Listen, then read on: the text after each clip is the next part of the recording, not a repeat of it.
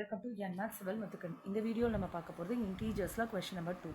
Write down a pair of negative integers whose difference is 8. So, two numbers ரெண்டுமே நெகட்டிவாக இருக்கணும். அதோட difference 8 கிடைக்கணும். ஸோ அப்போ ரெண்டுமே நெகட்டிவ் எடுக்கணும். ஸோ நான் -11 -19 எடுக்கிறேன். ஸோ அது +19 ஆகிடும். அதனால் 8 வந்துடும் answer. Write down a negative integer and a positive integer whose sum is -5. So add பண்ணணும், ஆனால் ஆன்சர் -5 வரணும். ஸோ அந்த மாதிரி எடுக்கணும். அப்போ நான் என்ன எடுக்கிறேன்னா -10 + 5 எடுக்கிறேன். ஸோ ஆன்சர் -5 எடுக்கணும். இங்கே பாருங்கள், ஒரு நெகட்டிவ் ஒரு பாசிட்டிவ் தான், ஆனால் அதோட டிஃப்ரென்ஸ் -3 வரணும். ஸோ நான் பாசிட்டிவ் 1 எடுக்கிறேன், நெகட்டிவை -1 எடுக்கிறேன், இங்கே 2 எடுத்துக்கிறேன்.